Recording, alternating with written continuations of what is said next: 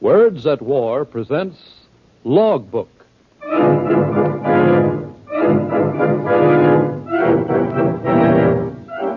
1, 2, 3, woof. 1, 2, 3, woof. Got it? Okay. Balance good. Recording is ready. We'll start on your signal. Go ahead in 10 seconds from now. All right, Jack.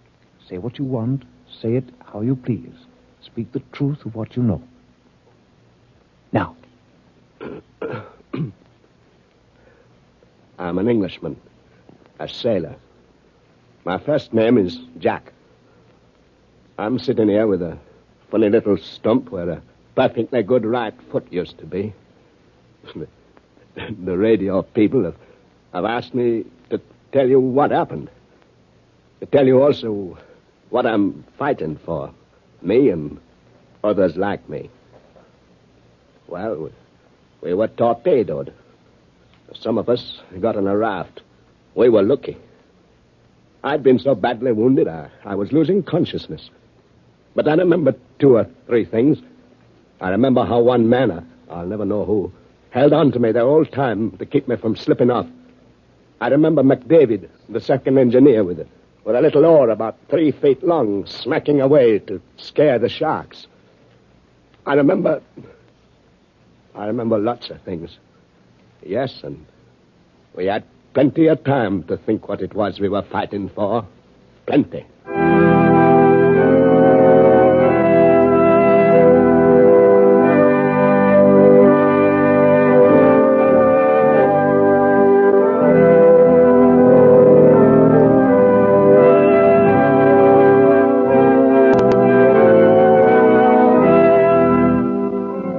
Words at War. The National Broadcasting Company, in cooperation with the Council on Books in Wartime, brings you another adaptation of an important war book, Logbook, by Frank Lasquier, British merchant seaman. Lasquier, torpedoed 3 times in this war, lost a leg on the 3rd, and during his convalescence was invited before the microphones of the British Broadcasting Company.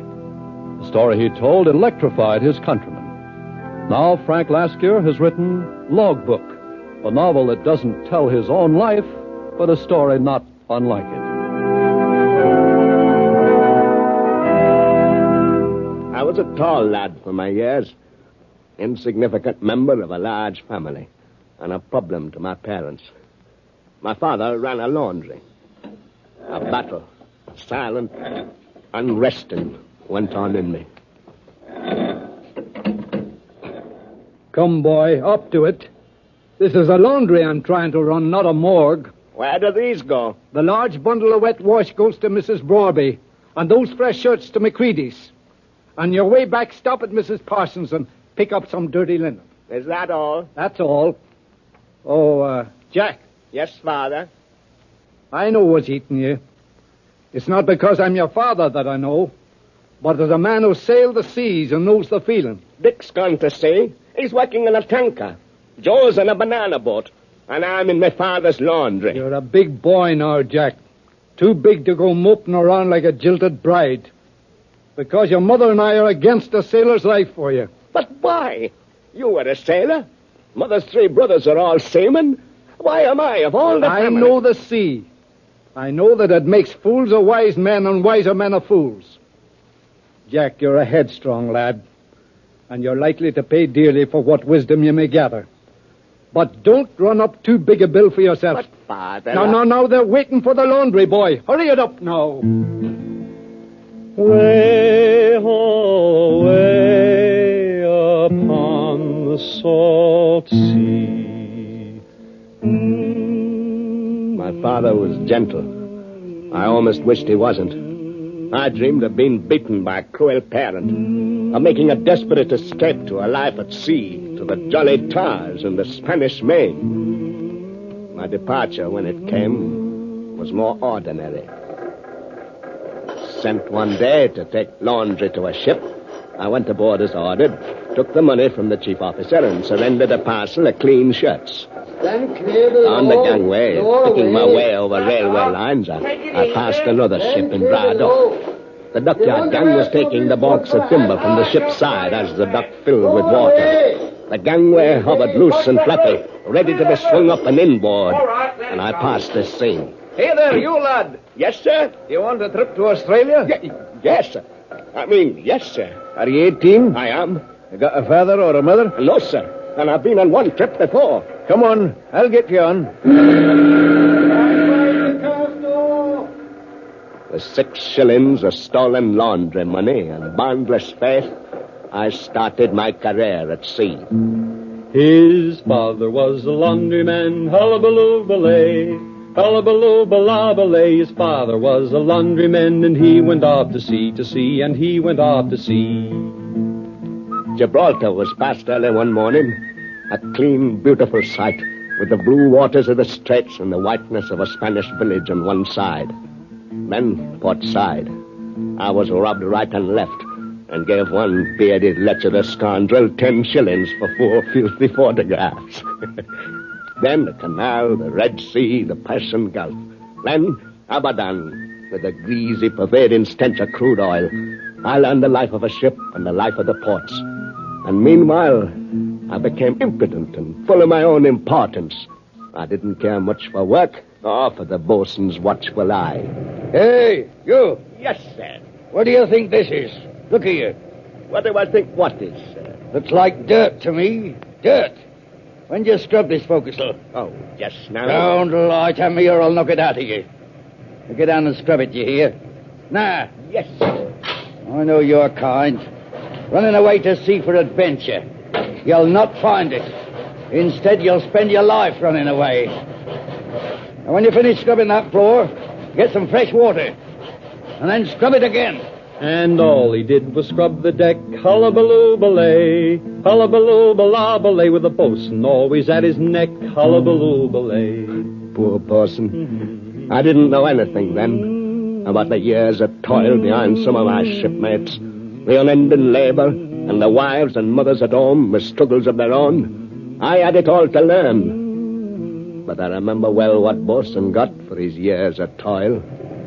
One day, as I was doing some cleaning on bridge, the sailors were painting ship. I watched the boatswain as he was hauled up in a chair to the truck of the foremast. Up he went, his bare arms and shoulders silhouetted against the blue, sunny sky.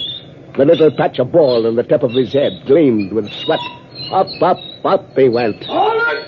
Hold it there! And the sailor below bent the end of the line around the cleat. And then suddenly the line slipped. It landed in a soft, huddled heap. There was a thud as his head jerked back and burst on the pipeline. I couldn't move, couldn't take my eyes from that dreadfully pathetic figure as I saw it twist and die below me. The sun beamed on, and the engine chuffed on like a tired old local train.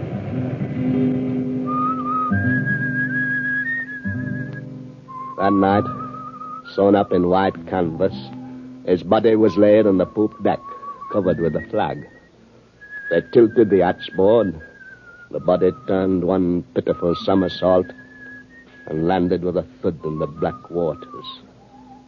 And he sank into the lowland, lowland, lowland. He sank into the lowland sea. We never mentioned the boatswain. Went on. Australia, the Indies, and then back again. And all the time, I became cockier and more sure of myself. I was paid off at Falmouth, got my railway warrant, and left for home. I got there at about 7:15 in the evening. I walked up the little walk to the door, giving a creditable imitation of a sailor's roll, and then burst in. Hello! Anybody home there? Hello, Mother. Hello, Father. Well, I say, isn't anyone going to even say hello? Hello, Jack. Oh, Jack, why haven't you written in all these months? There she sits and all is still, all alone to cry. sympathized then until years later, the pain and disappointment I'd caused my parents, I went back to Falmouth, signed on another tanker. Quite the old sea dog now. After all, I was 17. I learned to drink, to fight, grow a mustache. Then, after 2 more trips, I went back again to my parents. This time they looked so tired and old, I decided to stay a while. I was 20 now. With a beautiful belief in myself, I was ready to take on any sort of job, selling and canvassing. Then, at the park concert, in the intermission, I met a girl. You come to the park often? Only concert nights. There's something about listening to music outdoors. Yes, I know what you mean. It sounds so different out here. Cleaner. Yeah, yes, it does. That last number was beautiful. So was she. And so sweetly spoken, I fell in love with her. She taught me all I've ever known about clothes, politeness, and good behavior. I began to have visions of settling down with a nice home and a beautiful wife. I worked harder, trying to sell vacuum cleaners on a commission basis. It was the only job I could get. But I didn't collect any commissions because I couldn't sell my vacuum cleaners. Soon, my funds were gone. The result was a foregone conclusion. Taking my girl out required money. Something had to happen. It was very simply done. I broke into a house, found 15 pounds, and took it. The police were on my track almost at once. I was arrested and taken to a local prison. A horrible place, with long, dark, echoing halls interlaced with steel galleries, gloom and depression, and the filthy, loathsome smell of stopped-up lavatories. The complete negation of everything that is clean and beautiful in life.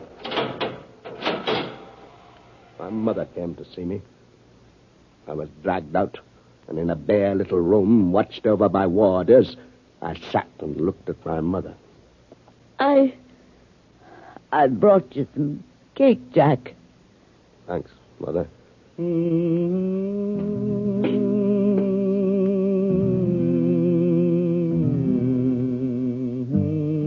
From there, I was sent to a reformatory, where I saw all there is of moral degradation.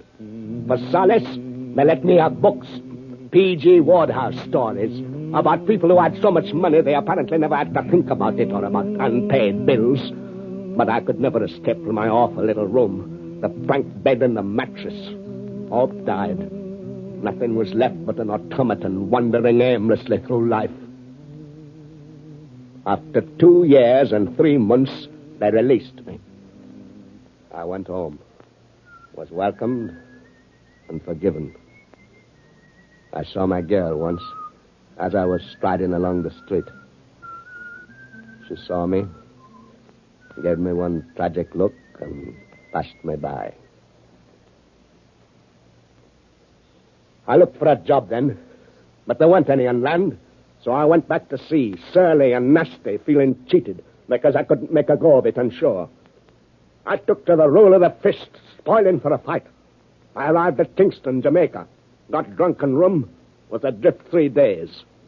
At Santa Marta, I repeated the performance in tequila. 3 hours before the ship was due to sail, I was dragged from a cafe in a state that defies description. At Montego Bay, a black discharge was inevitable. I deserted ship. And then I sank still lower. That ship going back to England? Yes, indeed. Want to sign on? Sure. I can use a trimmer. Sure. Discharge book? No, sir. Sign here. We sail tonight. And it's England, fair England, we'll see once again. That ship was a sailor's Gethsemane. The food from the galley stunk. The forecastle was an evil-smelling, festering hole. My bed was a donkey's breakfast with one filthy blanket. The place had the horrifying smell of bugs about it. It permeated the whole ship. It was greasy and dirty, and the heat was terrifying. No refrigerator, one small icebox, not in use. And the food? Salt beef with maggots and biscuits with weevils. For the rest of my life, I've had to remember not to tap my bread on the table before eating it. And no free water. The issue was 1/2 bucket a day per man. And no soap. I remember in a cafe in San Pedro, I caught sight of myself in a fly-blown mirror behind the bar. A tall, thin man with a fish belly complexion with ridges of dirt and grease. Then I heard the bartender say, Hey, you. What's the matter? Drink up. Get it down and beat it.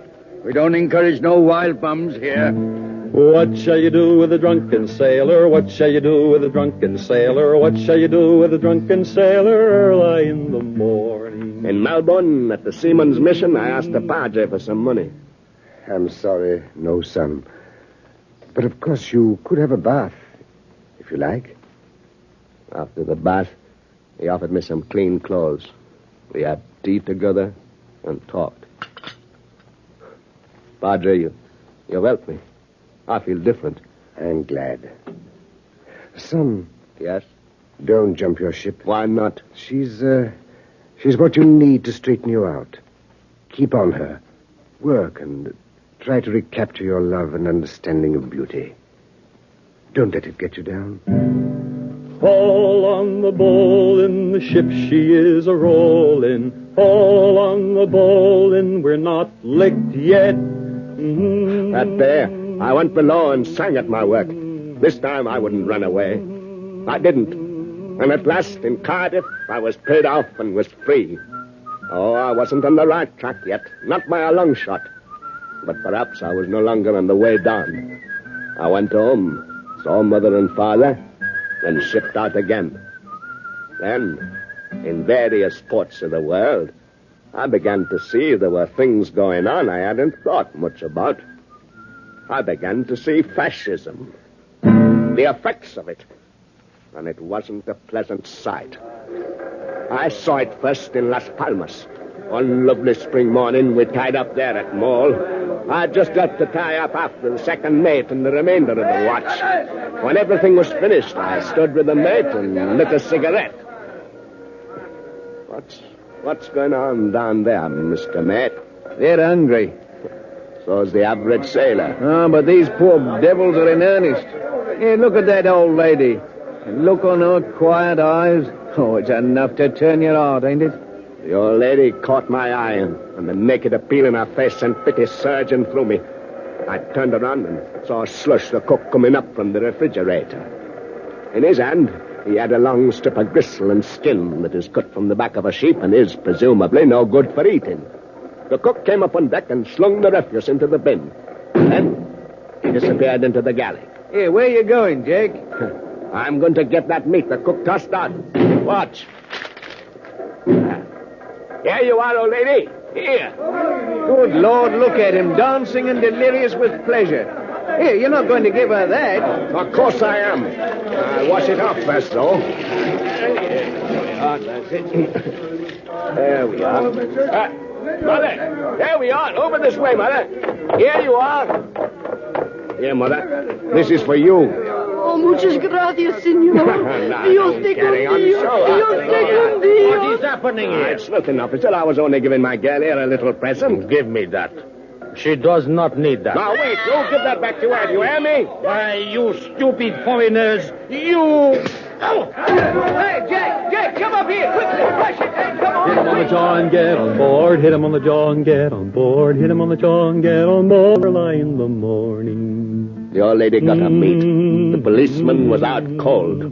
It was lucky for me the ship sailed that night. Then came September the 3rd, 1939. I was in a pub at home with Dick, my old boyhood chum, and a couple of other seamen. We were listening to the wireless, and... Therefore, my countrymen, we are at war. It is evil things we... Well, that's it, eh? It was coming, we knew it. Well, I'm signing right on again tomorrow morning. The missus and kid won't like it, but I'm going. I'd like to get the ruddy hun in the sights of a deck gun. I'm with you, Dick. How about you, Jack? Yes, how about it, Jack? Don't you listen to him, Jack. What do we owe this country? I'm asking you. Remember the last war and the profiteers? Well, they'll be around again. Why risk your life so that they can get fat on you? Come on, don't be a ruddy fool, Jack. What about it, Jack? You can count me in, Dick. I'm with you. Blow, ye winds of the morning, blow, ye winds high-ho, we're in it all together now, and blow, blow, blow. Dick and I joined the gun school at Liverpool. We passed the course and got our tickets. I became merchant seaman gunner 909. We sailed out in separate convoys. Why did I go? I wasn't sure. I just went. What was I fighting for? What was I trying to defend? I didn't really know. Not then. I sailed. I came home 2 or 3 days at a time and sailed out again. On one trip, I found our street very quiet. My friend Dick was dead. I sailed out again. And on one of those trips, as 40-odd ships plunged and bucked along in convoy through the night, and the phosphorus gleamed in the wake of the ships, and I stood on deck at my gun watching, suddenly the world opened up in a blinding flash. Inferno was breaking loose. Bodies fell on the deck in a bloody glow, and suddenly I was thrown halfway across the deck. As I dragged myself to the rail and somehow managed to pull myself over it, I found I didn't have anything where my right foot used to be. It's blood and despair and the groans of the fair and the groans of the fair. Over the poor ship's side went he. Then came the raft, the sharks, the rescue ship, the amputation, and then home. From Liverpool, they sent my mother a telegram and brought me on in a car. It was a bright, sunny day. The sky was clear blue, and our own little street was still there, safe and intact. Mother stood in the doorway. She wasn't crying. I got out of the car. I pulled my 2 crutches after me. Mother came to me with her usual short, toddling steps. Come on in, Jack. Your tea is ready.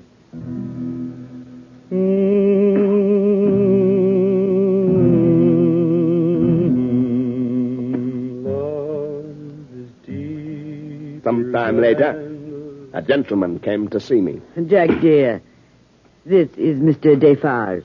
How do you do? I'm from the British Broadcasting Company. Oh, won't you sit down, please? Thank you. I heard over in Liverpool that you might have a story to tell.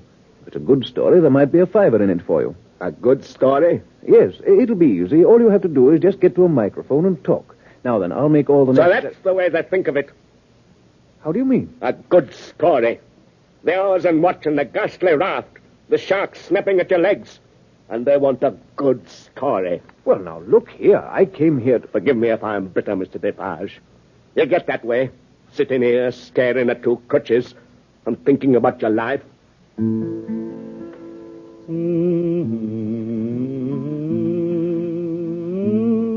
So they wanted a story. I'd give them one. After he left, I thought it out. Dear people, I'd say, I'm Jack Fisher. You don't know me. I'm one of the bad boys. Once I was 20 and full of life and hope, but your system sent me to a reformatory. What good did that do to my immortal soul, to learn the ins and outs of crime? You spent £80 a year, dear taxpayers, to keep me there. And when I got out, you spent your time and energy in keeping me from a job. But when the war started, you forgot all about that. It was, arise, British sailors, sail out and bring back our food for us. Don't mind the torpedoes or the dive bombers or the raiders. Please feed us. Okay, we did. We'll fight your war for you. We'll win. But by heaven, there'll be some interesting ceremonies afterwards. We'll win the peace, too. Good night. That's what I thought of saying. I sat in my room in front of the fire, dead, with one leg, crucifying myself. All the frustrations poured like poison into my brain. The fire became water. Black water. A deep, dark ocean. Floating in the ocean was a dark body. It seemed to rise, floating gently to the surface, the clothes ballooning grotesquely about it. The head held back, water streaming through eyes and nose and ears. A great jagged gash in the side showed our death had come. The figure was revolving slowly in the water, up and up. I saw that it was Dick. Dick, my friend, looking up at me, his face unmasked. Have you forgotten about me so soon, Jack? Put me on your ship. I never expected much from life and never had much. What I had, I fought for. From where I am now, I can hear my wife crying every night. My kid is lonely, too. Did you go to war out of bitterness? I didn't. Put me on your ship, Jack. Don't forget your friends. And the bosun. Remember him. And the old lady. The starving old lady. And don't forget the policeman, Jack. And the piece of meat. Remember us all, Jack. And tell them about us. Don't let us down, Jack. And you won't let yourself down.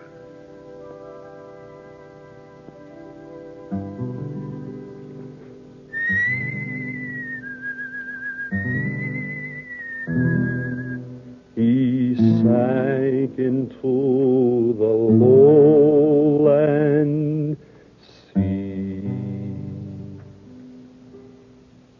I felt a great peace then. If I could speak for even a moment for the people, the little people of the earth. So here I am, sitting at this microphone. My leg is a stump. I'm one of many, one of millions. I'm asked to tell you the truth of what I know. Well, I'm a sailor, an Englishman. My first name is Jack. I'm quite an ordinary sort of individual. All we sailors are. We have a job to do, and we do it. This is the story, and now he's through. Pull, my lads, and we'll pull through.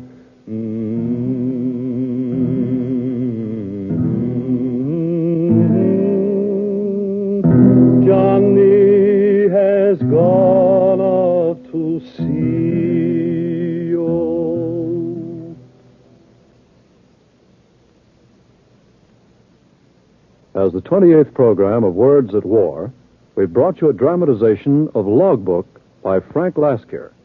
The book was adapted for radio by Edmund Burnbrier. The part of Jack was played by Harold Young. The music was adapted and sung by Tom Glazer. William Meader was at the organ. The production was under the direction of Anton M. Leader.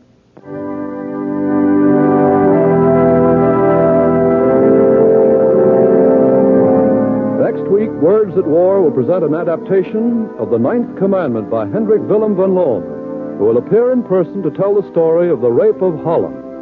Words at War is brought to you in cooperation with the Council on Books in Wartime by the National Broadcasting Company and its affiliated independent stations. This is the National Broadcasting Company.